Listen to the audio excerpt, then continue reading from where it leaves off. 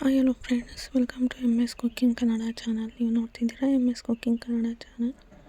ಇವತ್ತಿನ ರೆಸಿಪಿ ಹಳ್ಳಿ ಶೈಲಿಯಲ್ಲಿ ಸೊಪ್ಪಿನ ಬಸ್ಸಾರು ಮತ್ತು ಪಲ್ಯನ ಯಾವ ರೀತಿ ಮಾಡೋದು ಅನ್ನೋದನ್ನು ಶೇರ್ ಮಾಡ್ಕೊಳ್ತಿದ್ದೀನಿ.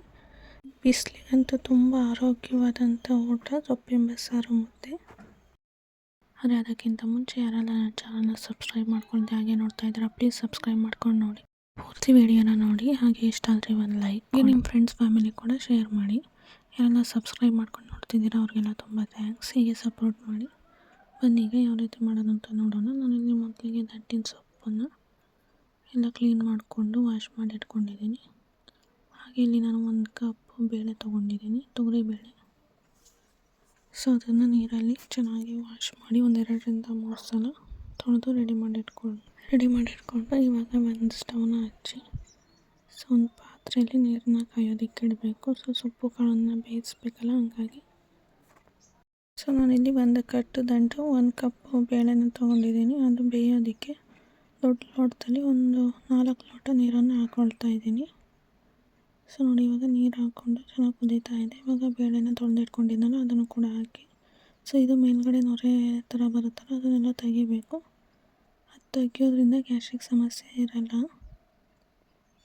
ಸೊ ಇವಾಗ ಅದಕ್ಕೇ ಸೊಪ್ಪನ್ನ ಕ್ಲೀನ್ ಮಾಡಿ ಇಟ್ಕೊಂಡಿದ್ವಲ್ಲ ಅದನ್ನು ಕೂಡ ಹಾಕಿ ಸೊ ಚೆನ್ನಾಗಿ ಬೇಯಬೇಕು. ಸೊ ಇವಾಗ ಅದಕ್ಕೇ ನಾನು ಹಸಿಮೆಣಸಿನ್ಕಾಯಿನ ಹಾಕ್ತಾಯಿದ್ದೀನಿ.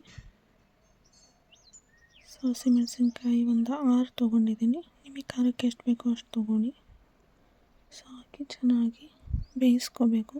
ಸೊ ಅದು ಬೇಯಬೇಕಾದ್ರೇ ಅದಕ್ಕೆ ಉಪ್ಪನ್ನು ಸೇರಿಸ್ಕೋಬೇಕು. ನಾನು ದಪ್ಪ ಉಪ್ಪನ್ನು ಹಾಕ್ತಾಯಿದ್ದೀನಿ.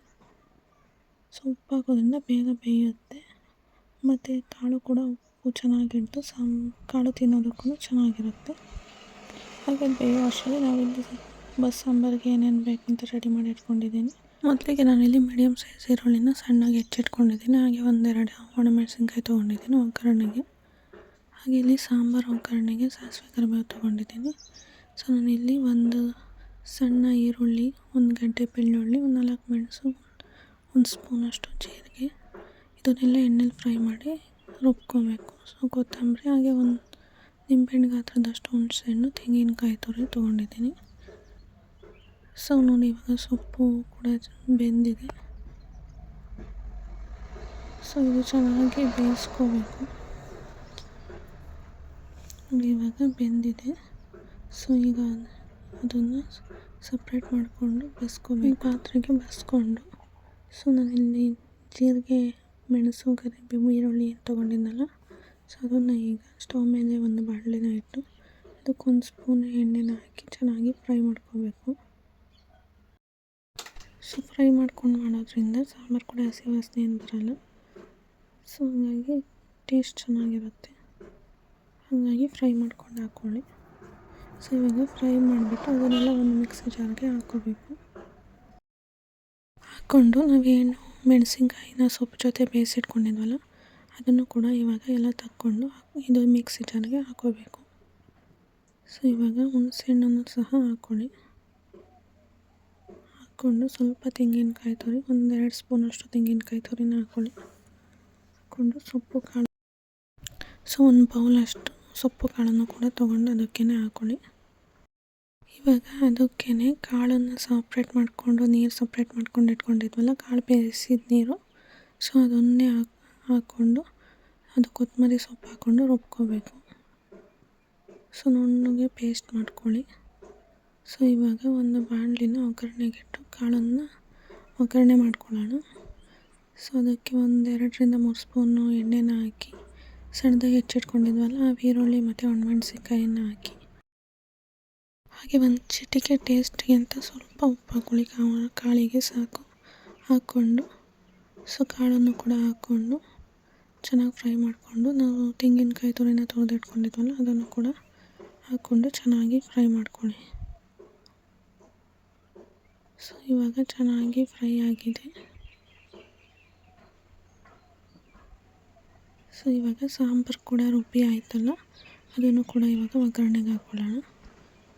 ಮತ್ತು ನಾವು ಕಾಳು ಬೇಯಿಸಿಟ್ಕೊಂಡಿದ್ವಲ್ಲ ಅದೇ ಪಾತ್ರೆನ ಸ್ಟವ್ ಮೇಲೆ ಇಟ್ಟು ಅದಕ್ಕೆ 1-2 ಸ್ಪೂನು ಎಣ್ಣೆನ ಹಾಕಿ ಸಾಸಿವೆ ಮತ್ತು ಕರಿಬೇವನ್ನು ಹಾಕಿ, ಸೊ ಈರುಳ್ಳಿನ ಕೂಡ ಹಾಕಿ ಒಳ್ಳೆ ಆಪ್ಷನಲ್ಲೂ ಬೇಕಿದ್ರೆ ಹಾಕಿ, ಇಲ್ಲಾಂದರೆ ಸಾಸಿವೆ ಜೀರಿಗೆ ಕರಿಬೇವೇ ಸಾಕಾಗುತ್ತೆ. ಸೊ ನಾನು ಇತ್ತಲ್ಲ ಹಂಗಾಗಿ ಹಾಕ್ತೆ ಅಷ್ಟೇ. ಸೊ ಹಾಕಿ ಚೆನ್ನಾಗಿ ಫ್ರೈ ಮಾಡಿಕೊಂಡು ನಾವೇನು ಖಾರನ ರುಬ್ಬಿಟ್ಕೊಂಡಿದ್ವಲ್ಲ ಅದನ್ನು ಕೂಡ ಇದಕ್ಕೇ ಹಾಕ್ಕೊಂಡು ಸೊ ಎಣ್ಣೆ ಬಿಡೋವರೆಗೂ ಚೆನ್ನಾಗಿ ಫ್ರೈ ಮಾಡ್ಕೊಳ್ಳಿ. ಇವಾಗೇನು ನೀರು ಹಾಕೋದಕ್ಕೆ ಹೋಗಬೇಡಿ, ಬರೀ ಅದೇ ಮಸಾಲೆನ ಹಾಕ್ಬಿಟ್ಟು ಚೆನ್ನಾಗಿ ಫ್ರೈ ಮಾಡಿಕೊಂಡು ಸೊ ಅದೆಲ್ಲ ಎಣ್ಣೆ ಬಿಟ್ಟು ಆದಮೇಲೆ ಚೆನ್ನಾಗಿ ಫ್ರೈ ಆದಮೇಲೆ ನಾವೇನು ಕಾಳು ಬಸ್ದು ಇಟ್ಕೊಂಡಿದ್ವಲ್ಲ ಅದೇ ನೀರನ್ನು ಕೂಡ ಇವಾಗ ಹಾಕ್ಕೋಬೇಕು. ನಿಮಗೆ ಸಾಂಬಾರು ಎಷ್ಟು ಬೇಕೋ ಅಷ್ಟು ನೀರನ್ನು ನೋಡ್ಕೊಂಡು ಹಾಕ್ಕೊಳ್ಳಿ. ಸೊ ಬಸ್ಸಾರು ಆಗಿರೋದ್ರಿಂದ ಜಾಸ್ತಿ ಗಟ್ಟಿ ಇದ್ದರೆ ಅಷ್ಟು ಚೆನ್ನಾಗಿರಲ್ಲ. ಸೊ ನೋಡ್ಕೊಂಡು ನೀರನ್ನು ಹಾಕ್ಕೊಳ್ಳಿ, ಸ್ವಲ್ಪ ತೆಳು ಇದ್ರೇ ಚೆನ್ನಾಗಿರುತ್ತೆ. ನೋಡಿ ಅದಕ್ಕೆ ಸಾಕು. ಸೊ ಇವಾಗ ಟೇಸ್ಟ್ ನೋಡಿ ಉಪ್ಪೇನಾದರೂ ಬೇಕಿದ್ರೆ ಸ್ವಲ್ಪ ಉಪ್ಪನ್ನು ಹಾಕ್ಕೊಳ್ಳಿ. ಹಾಕ್ಕೊಂಡು ಚೆನ್ನಾಗಿ ಕುದಿಸ್ಕೊಳ್ಳಿ. ನೋಡಿ ಇವಾಗ ಚೆನ್ನಾಗಿ ಕುದೀತಾ ಇದೆ. ನಾನೀಗ ಇದ್ರ ಜೊತೆಗೆ ಕಾಂಬಿನೇಷನ್ ಆಗಿ ರಾಗಿ ಮುದ್ದೆನ ಮಾಡಿದ್ದೆ. ಸೊ ಅದನ್ನು ಸರ್ವ್ ಮಾಡ್ತಾಯಿದ್ದೆ. ಬಸ್ಸಾರು ಜೊತೆಗೆ ರಾಗಿ ಮುದ್ದೆ ಇದ್ರೇ ಚೆಂದ ಅಲ್ವಾ? ಯಾರ್ಯಾರಿಗೆ ಈ ಕಾಂಬಿನೇಷನ್ ಇಷ್ಟ ಅಂತ ಕಮೆಂಟ್ ಮಾಡಿ. ಹಾಗೆ ಇಷ್ಟ ಆದರೆ ಒಂದು ಲೈಕ್ ಕೊಡಿ. ಚಿಕ್ಕವರಿಂದ ದೊಡ್ಡವ್ರವರೆಗೂ ತುಂಬ ಇಷ್ಟಪಟ್ಟು ಊಟ ಮಾಡುವಂಥ ಊಟ ಅಂದರೆ ಬಸ್ಸಾರು ಮುದ್ದೆ. ಸೊ ಮಕ್ಕಳು ಕೂಡ ತುಂಬ ಇಷ್ಟಪಟ್ಟು ಊಟ ಮಾಡ್ತಾರೆ. ನಮಗಂತೂ ಬಸ್ಸಾರು ಮುದ್ದೆ ಅಂದರೆ ತುಂಬ ಇಷ್ಟ. ಸೊ ಟೇಸ್ಟ್ ಅಂತ ತುಂಬ ಚೆನ್ನಾಗಿ, ನೀವು ಒಂದ್ಸಲ ಟ್ರೈ ಮಾಡಿ ನೋಡಿ, ತುಂಬ ಚೆನ್ನಾಗಿರುತ್ತೆ. ಐ ಹೋಪ್ ಈ ವಿಡಿಯೋ ಎಲ್ಲರಿಗೂ ಇಷ್ಟ ಆಯಿತು ಅಂತ ಅಂದ್ಕೊಳ್ತೀನಿ. ಯಾರಾದರೂ ಸಬ್ಸ್ಕ್ರೈಬ್ ಆಗದೆ ಹಂಗೆ ನೋಡ್ತಾ ಇದ್ದೀರಾ, ಪ್ಲೀಸ್ ಸಬ್ಸ್ಕ್ರೈಬ್ ಆಗಿ ನೋಡಿ. ಹಾಗೆ ಫ್ರೆಂಡ್ಸ್ ಫ್ಯಾಮಿಲಿ ಕೂಡ ಶೇರ್ ಮಾಡಿ. Okay friends, bye. Thank you for watching.